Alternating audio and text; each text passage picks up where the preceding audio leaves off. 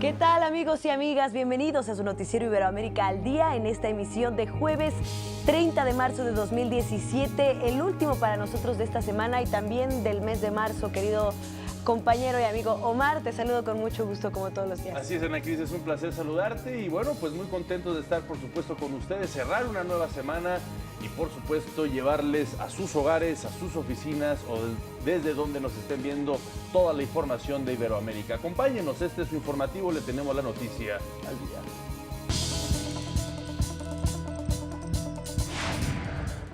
El Tribunal Supremo de Justicia de Venezuela asumió las funciones de la Asamblea Nacional. El Parlamento lo califica de inconstitucional. El expresidente de la Cámara de Diputados de Brasil, Eduardo Cunha, fue condenado a 15 años de prisión por corrupción. El Senado de Argentina aprueba la ley que permite el uso de la marihuana medicinal. En el espacio educativo y cultural iberoamericano hablaremos de la Junta Directiva de Canal Zoom y sus asociados. Y en los deportes, el tenista español Rafael Nadal se instala en las semifinales del Abierto de Miami. En Venezuela, el Tribunal Supremo de Justicia decidió asumir las funciones de la Asamblea Nacional liderada por la oposición. Esto debido al desacato en el que se encuentra el Parlamento por no haber apartado del cargo a 3 diputados acusados de delitos electorales. Esta es la primera vez que el máximo tribunal venezolano dictamina una sentencia en la que se adjudica competencias legislativas. El Parlamento condenó la decisión y la calificó de inconstitucional. En Venezuela, Nicolás Maduro dio un golpe de Estado. Esta sentencia, a diferencia de las anteriores, le otorga a Nicolás Maduro, fuera de la Constitución, todos los poderes para hacer las leyes que él quiera, para contratar con quien quiera y para endeudarse con quien quiera y para perseguir a quien le dé la gana. Esta Asamblea Nacional desconoce al Tribunal Supremo de Justicia. Es un Tribunal Supremo de Justicia que ellos mismos eligieron. A nosotros nos eligieron 14 millones de venezolanos. Ante esta situación, el gobierno de Perú ya retiró de manera definitiva a su embajador en Venezuela. Afirmó que lo que ocurre en ese país es una ruptura del orden constitucional y democrático. En tanto, México expresó su preocupación por la crisis política en la nación sudamericana y se manifestó a favor de los valores de la democracia representativa y la división de poderes.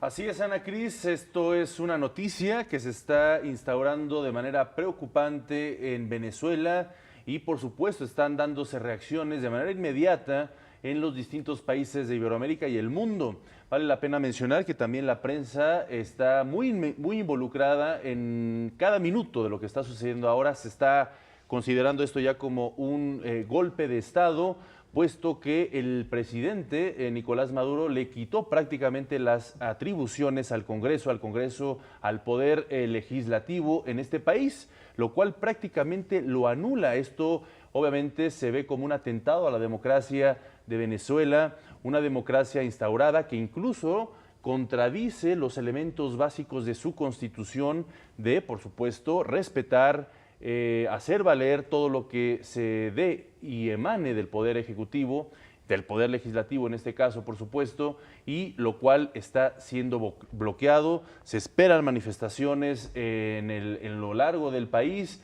una situación que preocupa porque se establecen los lineamientos más directos de lo que pudiese ser una dictadura de decir que un hombre, una sola persona concentra pues los poderes.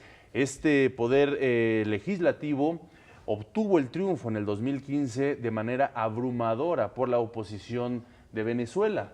Por eso ha sido tan crítico y tan opuesto a las políticas de Nicolás Maduro y se dice que este tribunal pues está alineado a los intereses de Nicolás Maduro, algo que por supuesto preocupa en lo que se ha luchado mucho en América Latina en las últimas décadas, que es establecer democracias fuertes, Ana Cris. Así es, Omar, y eso sucede también, recordemos, después de esta sesión de la Organización de los Estados Americanos, donde Luis Almagro pues, se expresó a favor de que se respetara pues, la democracia, como bien lo mencionas, en Venezuela, y donde también un bloque de 14 países de la región se expresaron a favor de que existan elecciones democráticas en ese país. Y bueno, pues así está la situación en nuestra región. Ya veremos cómo se va desarrollando las distintas opiniones. Vimos el caso ya de Perú, que retira a su embajador, y seguramente habrá más reacciones en los próximos días. Así es, bien lo comentas, Ana, aquí retirar un embajador es una situación ya crítica, es prácticamente una ruptura de relaciones diplomáticas. Hay otros modelos que a veces adelgaza o pues hace que sea más débil las relaciones diplomáticas, pero el hecho de retirar a un embajador significa prácticamente una ruptura. Vamos a ver si otros países siguen esta decisión de Perú, pero por lo pronto se complican las cosas allá en Venezuela. Vamos a ver cómo ahora la sociedad, la gente venezolana reacciona ante esta decisión. La oposición ya pidió al ejército que forme parte, se involucre en este tipo de críticas a la política de Nicolás Maduro. Vamos a, por supuesto, mantenerles al tanto de lo que está pasando y cómo se están moviendo las cosas de manera muy rápida allá en Venezuela. Vámonos a otro país. En Brasil, el expresidente de la Cámara de Diputados, Eduardo Cunha, preso desde octubre de 2016, fue condenado finalmente a 15 años y 4 meses de cárcel por los delitos de corrupción, evasión fiscal y lavado de dinero. Hay que recordar que Cunha fue el principal impulsor del juicio político contra la expresidenta Dilma Rousseff, que terminó en su destitución. Por su parte, el Tribunal Superior Electoral de Brasil iniciará el próximo martes un juicio para esclarecer si hubo irregularidades en el financiamiento de la campaña de Dilma Rousseff y su entonces vicepresidente y actual mandatario Michel Temer en 2014. El presidente podría incluso perder su cargo en caso de ser encontrado culpable. Y todo está ya listo en Ecuador para que el domingo se realice la segunda vuelta de las elecciones presidenciales. La contienda es entre el candidato oficialista Lenín Moreno, quien de acuerdo con las últimas encuestas se perfila como el favorito, y el conservador Guillermo Lasso. En este marco, hoy más de 10.000 presos que no cuentan con una sentencia condenatoria ejercerán su derecho al voto en 38 centros de rehabilitación social de 20 provincias. Mañana harán lo propio las personas con discapacidad e inscritas en el programa Voto en Casa. Más de 12 millones de personas acudirán este 2 de abril a las urnas en una jornada electoral que será vigilada por cerca de 80.000 elementos policiales y militares. El Senado de Argentina aprobó por unanimidad la ley que permite el uso de la marihuana con fines medicinales. La iniciativa fue impulsada por un grupo de madres cuyos hijos padecen varios tipos de enfermedades, especialmente epilepsias. Con esto, Argentina se une a otros países del área, como Colombia, Uruguay y Chile, quienes cuentan con una legislación similar. Y esta tarde también ahí en Argentina se registran masivas protestas por parte de movimientos sociales en rechazo a los despidos y la actual política económica.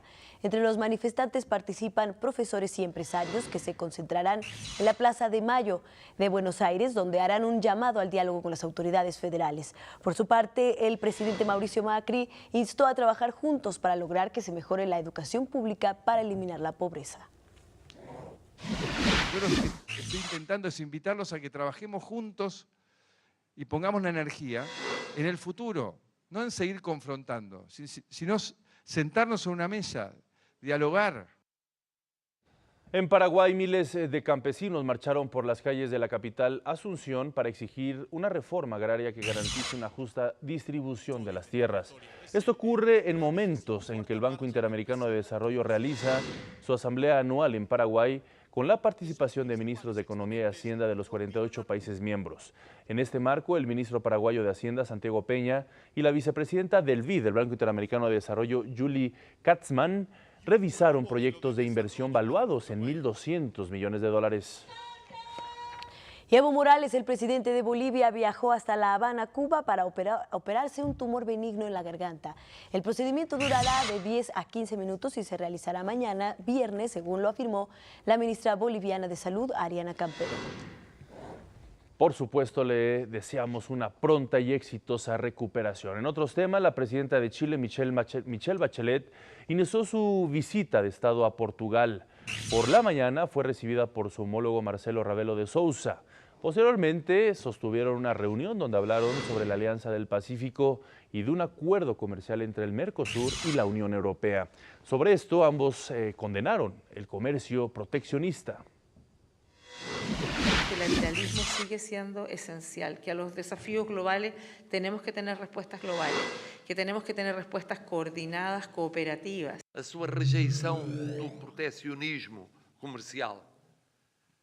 A União Europeia é polo fundamental para o mundo, no equilíbrio mundial. E por isso se compreende a importância de acordos como o acordo de asociação entre o Chile y la Unión Europea.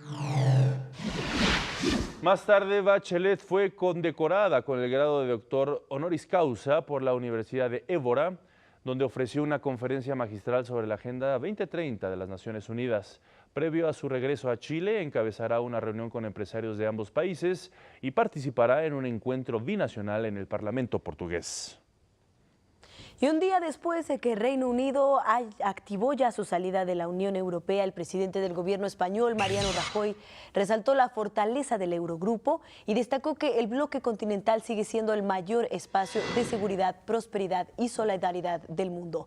Esto lo dijo durante su discurso en el Congreso del Partido Popular Europeo que se realiza en Malta, una reunión en la que también estuvieron presentes otros líderes como la canciller alemana Angela Merkel y los presidentes del Consejo Europeo Donald Tusk y de la Comisión Europea Jean-Claude Juncker. Vámonos hasta Jordania, sí, así es, usted escuchó bien, hasta este país árabe. Y es que allá se lleva a cabo la 28ª cumbre de la Liga Árabe con la presencia de 16 jefes de Estado. Representantes de las 21 naciones que la integran mostraron su apoyo a la solución de dos países para resolver el conflicto palestino-israelí. En la reunión participa el secretario general de la ONU, Antonio Guterres, quien aseguró que el reconocimiento de Palestina como un país autónomo es el único medio para alcanzar la paz. Y precisamente nosotros aquí en Iberoamérica, aunque usted pueda dudarlo, los países árabes tienen una gran influencia. Esto lo sabemos muy bien por diferentes situaciones geopolíticas que han ocurrido a lo largo de la historia. Pero para conocer un poco más sobre cuál es la relación entre la Liga Árabe o los países árabes, la cultura árabe e Iberoamérica, le agradecemos mucho que nos tome la llamada el doctor Amaury García Rodríguez. Él es director del Centro de Estudios de Asia y África del Colegio de México. Doctor, muchas gracias por tomarnos esta llamada. Coméntenos un poco sobre este seminario que ustedes están organizando y cuál es la importancia de la relación entre la cultura árabe e Iberoamérica. Sí, muy buenas tardes. ¿Sí me escuchan bien? Sí, sí. Sí, adelante. Buenas tardes y muchísimas gracias por la invitación a su programa. Al contrario. Sí, precisamente es justo la reunión que acaban ustedes de anunciar de la Liga Árabe en Jordania, el motivo también por el que se decide en esta semana organizar esta serie de actividades, que además no es únicamente el Colegio de México. En realidad es una iniciativa de la Secretaría de Relaciones Exteriores de México, de organizar una semana árabe en diferentes instituciones. Se inauguró el lunes pasado ahí en Secretaría y han habido varias, es decir, el martes hubo un desfile de moda palestina en el Museo Nacional de las Culturas, el miércoles, ayer, fue aquí en el Colegio de México un evento donde se trató el tema de la influencia cultural árabe en Iberoamérica. Hoy fue un evento por la mañana en el Senado de la Nación y bueno, son una serie de actividades que Secretaría de Relaciones Exteriores ha estado impulsando para no solo conmemorar la reunión de la Liga Árabe, sino también para pues estrechar relaciones y trazar mayor cantidad de puentes entre los países árabes y México en particular, ¿no?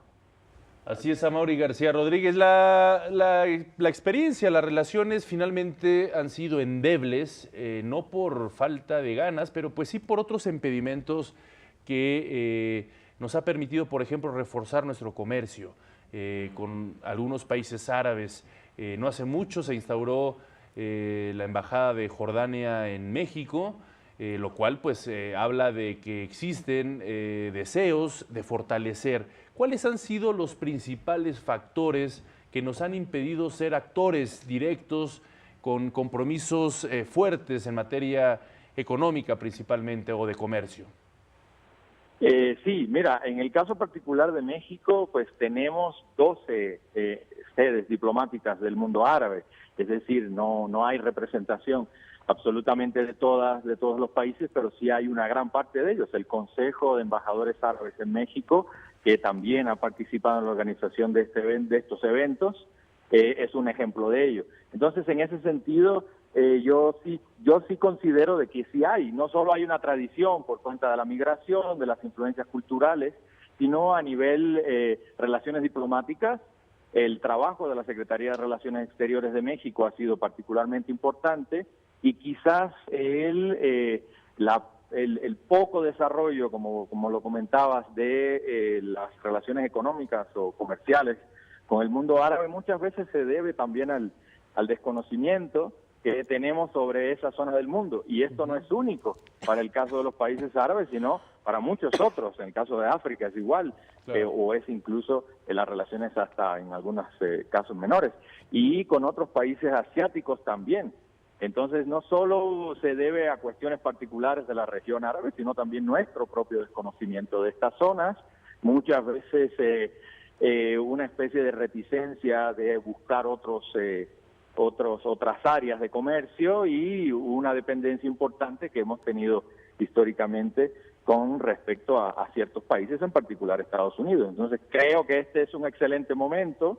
Estos eventos que se están haciendo también pueden servir para abrir puertas y yo creo que es una coyuntura particular la que vive el país para buscar ventanas nuevas y para buscar la diversificación, sobre todo en materia económica y comercial y en otros aspectos también, ¿no? Doctor, y bueno, precisamente para contrarrestar este desconocimiento del que hablamos y para despertar pues la curiosidad y para que nos enteremos en la región iberoamericana, pues qué es lo que tenemos en común con los países árabes, ¿cuáles serían los puntos que usted destacaría en cuanto a lazos, relaciones e incluso herencias que tenemos en esta región por parte de los países árabes? Sí, cómo no. Mira, justo el evento que hicimos ayer en el colegio se enfocaba mucho en esto, aunque, pues por supuesto, por razones lógicas de tiempo, solo nos enfocamos en alguno de esos elementos. Pero si partimos de herencias, pues debemos empezar a hablar de la lengua. El español es una lengua que tiene una cantidad de vocablos que provienen del árabe muy grande y que esto tiene que ver también con la propia relación particular con el mundo árabe que tuvo España en toda la zona sur, en la que se establecieron reinos árabes importantes, que además fueron culturalmente también claves para el desarrollo de España, ¿no? Entonces, por ahí hay un primer acercamiento, la lengua. Otro primer acercamiento y que tiene que ver con las migraciones españolas que llegaron a América y que traían ya influencias del mundo árabe a todo nivel. A eso súmale entonces las propias migraciones que desde el mundo árabe llegaron a México, a Iberoamérica. En el caso particular de México, la libanesa es una que es muy visible hasta el día de hoy, ¿no? Y bueno, junto con eso pues vienen muchas otras más, ¿no? Claro, claro, pues muy interesante tema, muy profundo, seguramente en esta serie de actividades que organizaron pues se ahondarán mucho más y nosotros pues seguramente que también estaremos tocando estos puntos importantes. Le agradecemos mucho al doctor Amaury García Rodríguez, director del Centro de Estudios de Asia y África del Colegio de México, esta colaboración en Iberoamérica al Día. No, muchísimas gracias a ustedes por el tiempo. Gracias. Y en San José, Costa Rica, se lleva a cabo el primer Foro Centroamericano de Televisión Digital en el que se busca el intercambio y producción de contenidos, así como promover la integración y la cooperación de las televisiones públicas centroamericanas y caribeñas, además de contribuir en el proceso de encendido digital y en la convergencia tecnológica. En el marco de este foro también se realiza la 17ª edición de TV Morfosis, una serie internacional que reúne expertos y líderes de la televisión y la producción audiovisual iberoamericana. TV Morfosis es una ventana de información para conversar sobre los cambios y retos que enfrenta la industria audiovisual en nuestra región. Además incluye talleres, charlas, mesa redonda, paneles de expertos y un espacio de exposición para las empresas de tecnología, instituciones y organizaciones del sector. Esta iniciativa está impulsada por el Programa de Televisión Educativa y Cultural Iberoamericana con el apoyo de la Secretaría General Iberoamericana y el Sistema de Integración Centroamericano. Y precisamente vamos con Laura García Endía. Ella nos tiene la colaboración de la Asociación de las Televisiones Educativas y Culturales Iberoamericanas.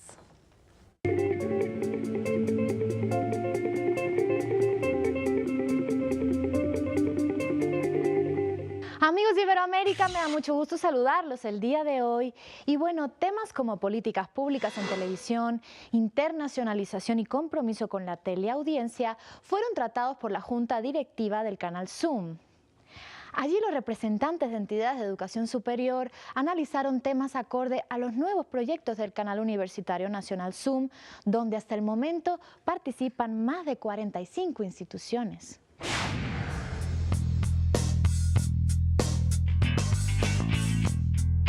El canal Zoom es un verdadero canal para la información de la Universidad del Magdalena. En ella exponemos a través de nuestro programa principal de televisión que se llama El Campus TV, todo el acontecer diario, pormenorizado, de una muy buena forma, de lo que se vive en la Universidad del Magdalena, todos sus procesos académicos, educativos, de bienestar universitario, las vivencias de la comunidad universitaria, el desarrollo de los estudiantes. Por fortuna contamos con esa vía, con ese canal que es el canal Zoom, y ese lazo informativo está llevado de la mejor forma. Tiene un papel muy importante que jugar en el proceso de apropiación social de conocimiento que deben hacer las universidades. Las instituciones de educación superior tienen como misión el adelantar proyectos de investigación que estén enfocados a la solución de los problemas que tiene la sociedad desde el punto de vista de la cultura, desde el punto de vista de la educación. Amigos, el canal universitario no solo constituye un proyecto de televisión de interés público, educativo, social y cultural, para la formación, por supuesto, de los colombianos. También le digo que es un canal de comunicación de Iberoamérica que encamina a construir una región unida y que celebra, por supuesto, nuestra diversidad y nuestra pluralidad cultural. Muchas gracias a nuestros colegas de Canal Zoom de Colombia.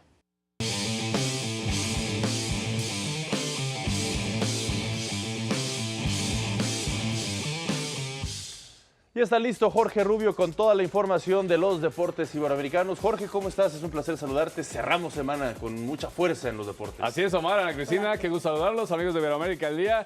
Ya estamos cerrando la semana. Jueves vamos a ver qué pasa en los deportes en los cuartos de final del Masters 1000 de Miami. El español Rafael Nadal derrotó a Jack Sock de los Estados Unidos por pizarra 6-2 y 6-3 para instalarse en las semifinales de este torneo, en donde se verá las caras con el italiano Fabio Fognini. En los dobles varoniles, el estadounidense Brian Baker y el canadiense Daniel Nestor sucumbieron ante la dupla conformada por el brasileño Marcelo Melo y el polaco Łukasz Kubot, quienes se llevaron el triunfo 6-4 y 6-3 y aseguraron su lugar en la final. Este fin de semana se realizará en Corea el Grand Prix de esgrima. La mexicana Paula Pliego, quien recientemente participó en la Copa Mundial de Jiangsu en China, participará en la modalidad de sable junto a otras 112 esgrimistas, en donde estarán las 3 mejores del ranking mundial, la rusa Jana Igorian, la francesa Manon Brunet y la húngara Anna Marta. El lanzador de los Mets de Nueva York, Jeurys Familia, admitió que se comportó de manera inaceptable, pero aseguró que no golpeó a su esposa, esto ante la sanción de 15 partidos de suspensión que le impuso la Major League Baseball. Sin duda será una baja importante para los neoyorquinos, ya que el dominicano fue líder de la Liga Nacional con 51 rescates en la campaña anterior. Es el cuarto castigo por violencia doméstica para un pelotero desde el 2015 y lamentablemente todas las sanciones han sido para peloteros iberoamericanos, 2 cubanos y 2 dominicanos. Y todo está listo para que este domingo 2 de abril inicie la temporada 2017 del béisbol de Grandes Ligas. 3 encuentros serán los que den inicio a la campaña. A la 1:10 p.m., tiempo del este, los Yankees de Nueva York se enfrentarán a los Rays de Tampa Bay. A las 16:10 horas, los Gigantes de San Francisco visitarán a los Diamondbacks de Arizona. Y por último, los actuales campeones, los Cachorros de Chicago, jugarán en calidad de visitante ante los Cardenales de San Luis a las 8:35 de la noche. Fue elegido Claudio Tapia como nuevo presidente de la Asociación de Fútbol Argentina, quien toma el mando en momentos complicados para el balompié de este país. En sus primeras declaraciones como nuevo dirigente aseguró que tiene que respaldar a Bausa, entrenador de la selección albiceleste, de cara al Mundial de Rusia 2018, recordando que al momento están en zona de repechaje. En el caso de la suspensión de 4 partidos sobre Lionel Messi, Chiqui confirmó que apelará a la sanción ya que no es justa y no cumple con los artículos vigentes. Ya había sido presentado, pero se presenta de forma oficial en Bolivia el Rally Dakar 2018, competencia que atravesará por 5ª ocasión suelo boliviano. El presidente Evo Morales fue el encargado de presentar la carrera, asegurando que gracias a este tipo de eventos, el país continúa siendo conocido por todo el mundo. El Dakar saldrá el 6 de enero de Perú, posteriormente el 11 llegará a Bolivia y finalizará en Argentina. Hasta aquí la información deportiva. Excelente fin de semana. Ana Cristina Omar, regreso con ustedes. Muchísimas gracias. Gracias, Jorge. Pues se nos terminó el tiempo. Llegamos al final de esta emisión y como lo mencionábamos al principio, de esta semana y de este mes de marzo en las transmisiones de Iberoamérica al Día. Pero a nombre de todos los que hacemos posible este espacio informativo, muchísimas gracias por su atención. Así es, Ana Cris, muchísimas gracias. Y bueno, pues antes de poner punto final, nos despedimos de esta última emisión con Paraguay, con Semana en Paraguay, esta canción que se llama Soy de mi tierra, interpretada por Pablo Venegas e Iván Zavala. Nos vemos el próximo lunes. Soy liberal, soy febrerista y colorado, soy de la tribu guaraní que han marginado, soy con orgullo embajador de mi país.